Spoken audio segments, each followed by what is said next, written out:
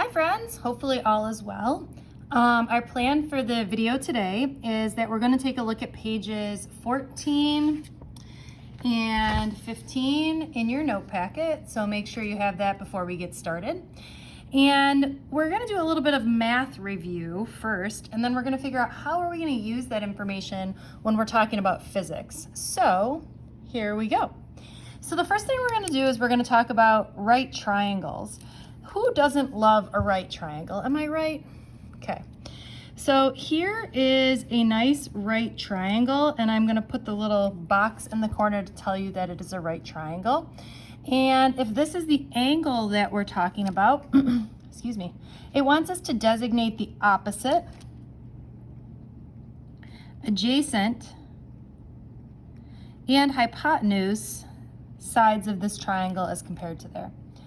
Okay, next thing we're going to do a quick review of is the Pythagorean theorem. I bet it's everyone's favorite theorem, which just says a squared plus b squared equals c squared, or basically my opposite squared plus my adjacent squared is equal to my hypotenuse squared.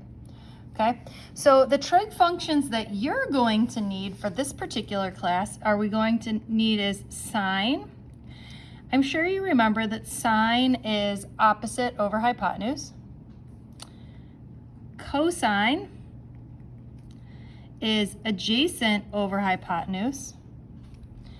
And tangent is opposite over adjacent. This gives us our SOHCAHTOA. Okay? Now, we like to use some inverse trig functions as well. And the inverse trig functions is where instead of solving for the tangent or sine of an angle, we want to use the sides of the triangle to find the angle. Okay, so the inverse trig functions are just saying instead we're going to solve for the angle. So the inverse sine of the opposite over hypotenuse will give us the angle. And similarly here, the inverse cosine of the opposite over hypotenuse will work as well. And the inverse tangent will equal the opposite over the adjacent. Now I'm going to be honest with you, I like to play favorites here, and the inverse tangent is going to be our favorite. That's the one we'll use the most in physics. Okay? So first thing we're going to do is we're going to take a look at, these are sort of physics, but really just making sure that we can use those equations. This problem says a surveyor stands on a riverbank directly across the river from a tree on the opposite side of the bank. So I'm thinking that it might be a good idea to draw ourselves a picture. Okay? This is a really great picture. Here's the surveyor, and they're standing, oh, this is embarrassing. They're standing directly opposite from the tree. She then walks 100 meters downstream and determines that her angle from her new position to the tree on the opposite bank is 50. So you can sort of see what I'm doing here is that we're almost forming this into a triangle, where this right here is 50 degrees and this side is also 100 meters. And we got a couple of questions. Question number one is how wide is the river? Question number two is how far away is she from the tree in her new location? So let's call this the hypotenuse. All right. So the first thing I'm going to do here is try to figure out how wide is the river. Okay, so if I'm looking for this side, I want you to take a second and pause and think, what would you do here? If I'm looking for this side, and I have this side and this angle, let's figure out which trig function we can use. So if this is my angle, this side is the opposite side, and this side is the adjacent side, right? So if I need to use opposite and adjacent, I should be able to use the tangent. Okay, so I'm going to start out by writing that the tangent of my angle is equal to my opposite over my adjacent. So to solve this, to get W by itself, I'm sure you're saying, hey, let's multiply both sides by 100. Okay, and so we get 100 tan of 50 equals W. I'm in degrees. If you're using another calculator, make sure you're in degree mode or you're probably going to get all of your answers incorrect. Okay, so just make sure that, especially if you're using a calculator in your Chromebook or something like that, you're using your calculator in degree mode. Also, I'm hoping that you're calculating along with me. I want you to sort of play along as we go and then just use this to double check. So if I do 100 tan of 50, I get that the width of the river is 119.18. So here we go. So the width is 119.18 meters. I like to box my answers, that way it's very clear for whoever's looking at it what the answer is. All right, now the last part we're looking for is how far is she from the tree in her new location? Okay, so if I'm looking for this side, there's a bunch of different ways that you could do this, but for me, I think the easiest one is to use the little Pythagorean theorem because we have two of the sides and we want to find the last side. So for me, I'm going to say 119.8 squared plus 100 squared equals my height squared. So I'm going to do 119.18 squared plus 100 squared, and I get this answer. So that's what equals h squared. If I take the square root of this, I should be able to get what h is. So for me, h is 155.58 meters. I always like to use 2 decimal places. All right, hopefully you're thinking to yourself, easy peasy, lemon squeezy. Let's spice it up here. If you think you're doing well, then feel free to pause the video and just fast forward till you get the answer. If you think you're not doing well, then let's go ahead and try to get some help. All right, Santa Claus, whose eyes are 1.83 meters above the ground, is standing 32 meters away from a Christmas tree.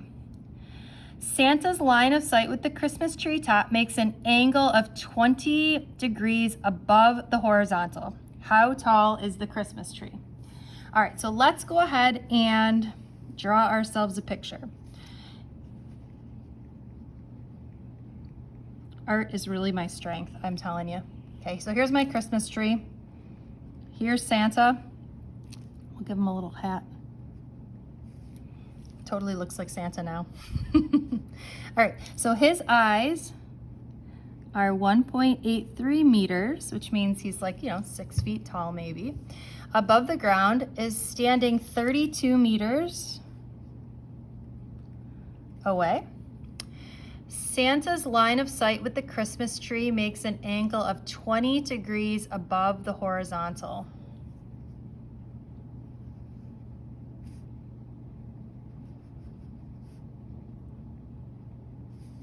Okay, so our question is, how tall is the Christmas tree? All right, so how do we figure this out?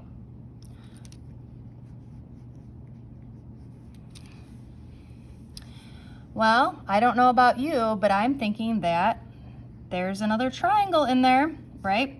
So if we just sort of draw in our triangle, we know that this is an angle of 20. And how about this side right here? What's the value of that side? 32 meters. So we should be able to figure out how tall this part of the Christmas tree is. How do we know how tall this part of the Christmas tree is? Yeah, it's 1.83 meters. So the first thing we'll do is take a look at this triangle. I'm just going to redraw it to make sure I understand what's going on here.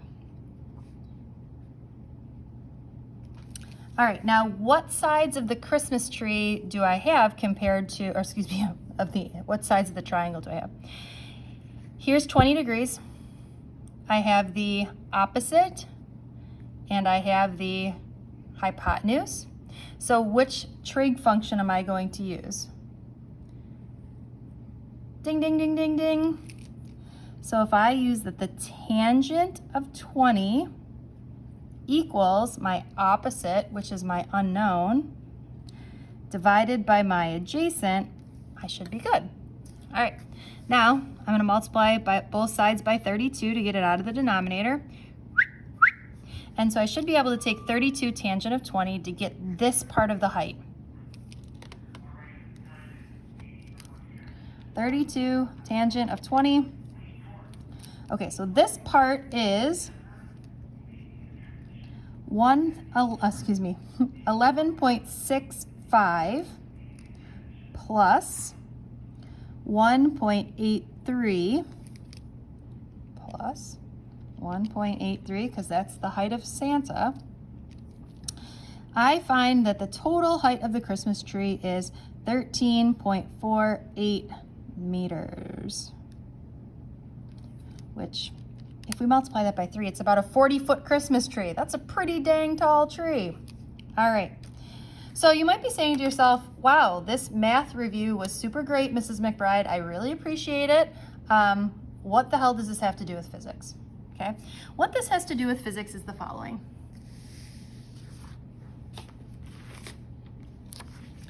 We're talking about vectors. Okay. So let's say I have a particular vector, and I want you to go this distance in that direction. You might be saying, like, well, how do I know I'm going in that exact direction? What if I go in this direction instead? It will be really tough, right?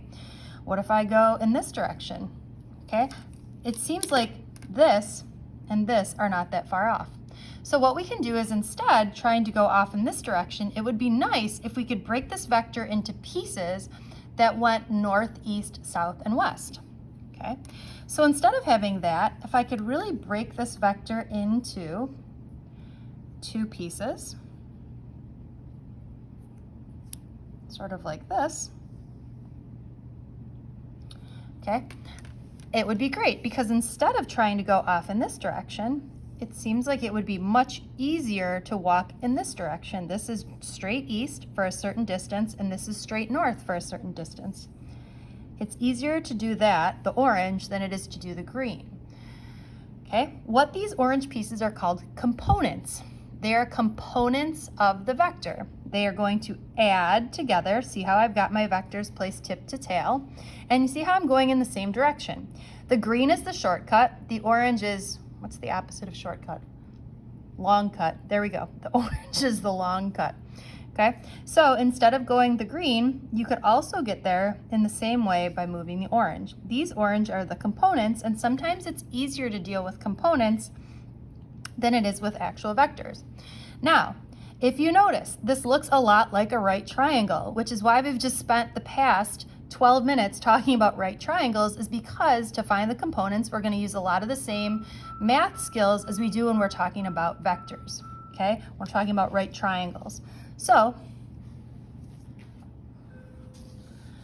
we can figure out how you determine the component of a vector in the same way that we just talked about our geometry over here. Okay, if we go back to our vector, the x component would be the one right along the x-axis. Okay, so if I only knew that this was, let's say for example, 2 inches at 30 degrees, it would be helpful to know what this was instead. Okay, so you can determine this using geometry. Okay, so if we have this, that's our green, that's our orange. Okay, looks just like a right triangle. This is the angle that we know. And we also know this part. I'm going to call this A. Why didn't I call it B or C or Q? Well, because A is the first letter, so we always pick A. What we're looking for is AX, the X component of vector A. I know you're going to be excited, but we can also find the Y component of vector A, which we're going to do in a second. Now, if we think about it here, in this particular problem, we have what sides of the triangle? Well, we have the x side, or the adjacent side, and we have the hypotenuse side. So if we have the adjacent and hypotenuse, we should be able to use cosine. All right, so if we have the cosine of theta equals my adjacent over hypotenuse. If I solve this for ax, because that's the x component of my vector, okay, I should be able to use this formula every time. So ax, in order to find the length of any x component of any vector, we're going to use this formula. So it's saying if you know the green, we should be able to use this formula to figure out the length of this orange one. Without doing the same geometry, do you see how it would be similar but different when we're looking for this component, the y component? Again, similar but different because this time we had the opposite in hypotenuse, so we would use sine. If this doesn't make any sense to you, just go with me for a second, okay?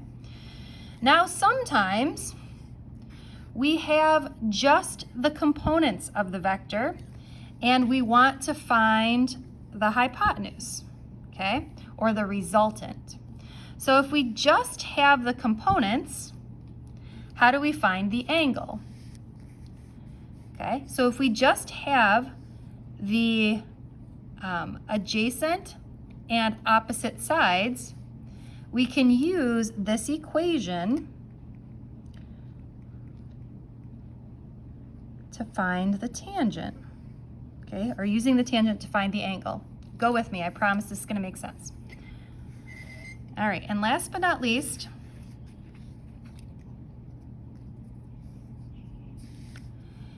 if I wanted to figure out how long this was and I had these two sides, do you see how I can use the Pythagorean theorem to do that? Or I would basically say ax squared plus ay squared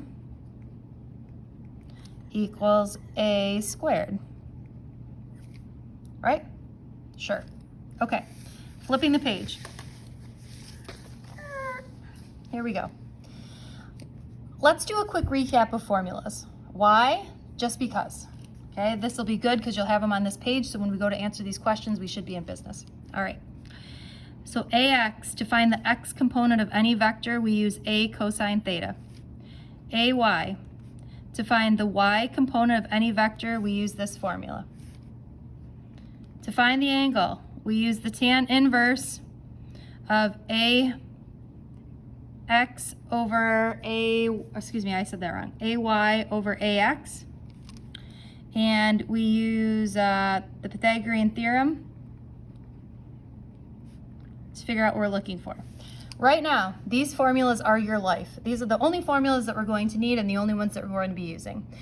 When you get back to class and you're actually in person, we're going to write these on your blue sheet. Your blue sheet will be that reference table that I was talking about. All right, here we go. This sample problem says, find the x and y components of the following vectors. All right, so this is called vector R. So if it's called vector R, we want to really find Rx and Ry, okay?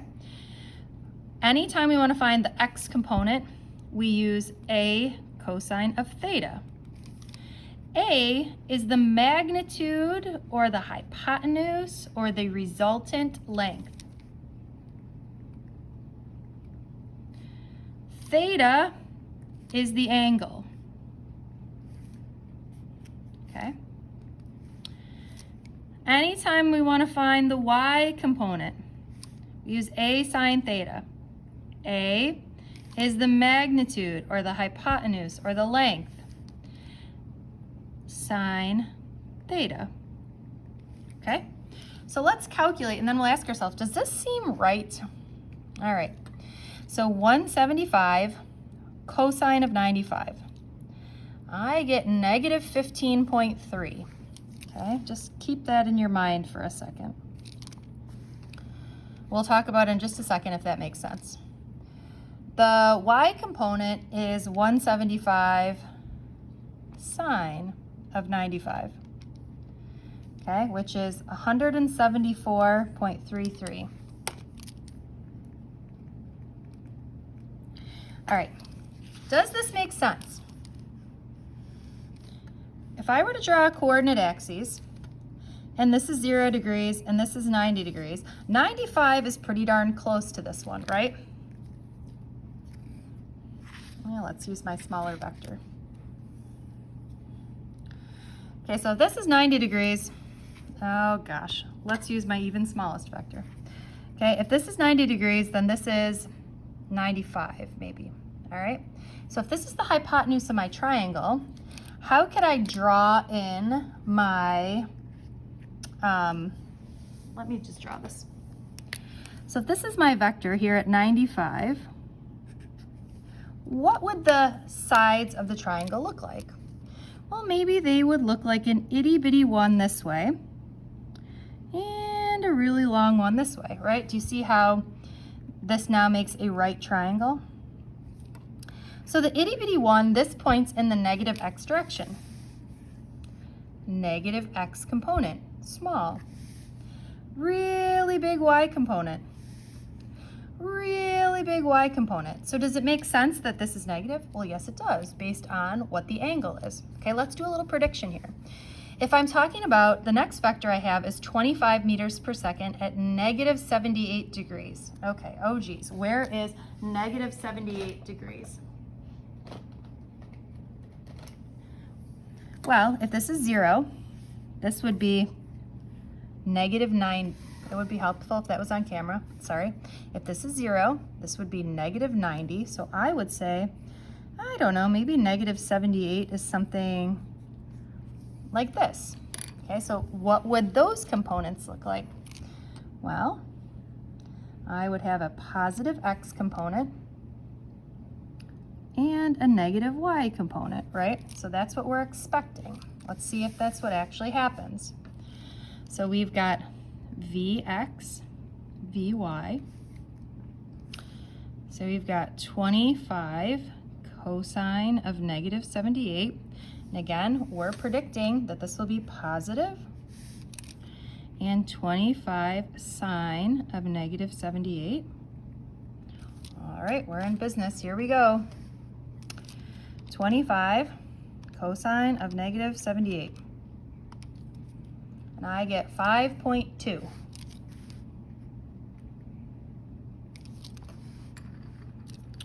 (25 sine of negative 78). Negative 24.5. Okay, which makes sense according to our prediction, right? We thought that there would be a positive x component and a negative y component. Okay, take a second and do ax and ay on your own, and let's see what you got.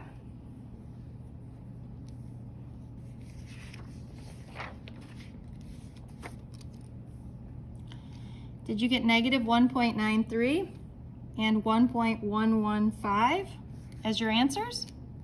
I hope so. All right.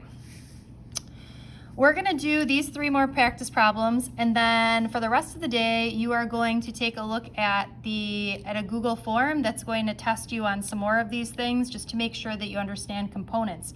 Components are really important for our next lesson, which is we're going to learn a different way to add vectors. This sample problem says, a soccer player kicks the ball with an initial velocity of 10 meters per second at an angle of 30 degrees above the horizontal. 10 meters per second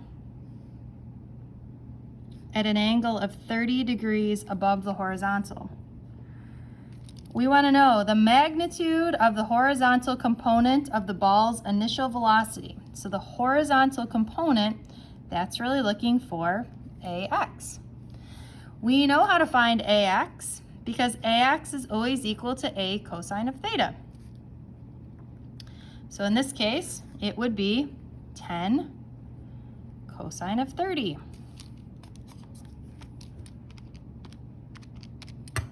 Or 8.66 meters per second.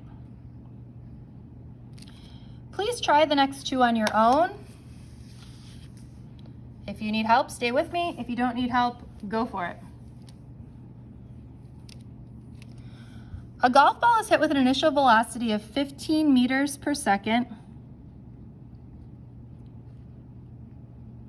at an angle of 35 degrees above the horizontal. I want to know what is the vertical component of the ball's initial velocity. So the vertical component is AY. I know how to find AY because I'm going to use A sine theta. So in this case, AY is equal to 15 sine 35, or 8.6. Very similar answer as the last one. That's weird. All right, last but not least, this one is a little bit tricky. I wanted to throw you a little curveball at the end here. Baseball pun intended. A baseball is thrown at an angle of 40 degrees above the horizontal. The horizontal component of the ball's initial velocity is 12 meters per second. What is the magnitude of the ball's initial velocity? Pause the video and see if you can figure it out.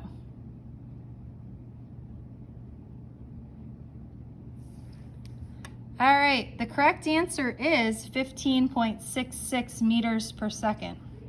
Did you get it? If so, great. If not, keep watching. All right, so how did I throw you for a little trick here? Well, it gave us the angle, but it says the horizontal component of the ball's initial velocity is 12. So in this time, they give you this piece of the triangle, and they want to know what is the magnitude of the ball's initial velocity. Okay, so in this case, what sides of the triangle do we have? We have the adjacent and hypotenuse. If we have adjacent and hypotenuse, we need to use cosine, or basically in this case, we can again use that AX equals A cosine theta, but they gave us AX. We're looking for the hypotenuse, and we have the angle. So if we divide both sides by the cosine of 40, we should be able to find A.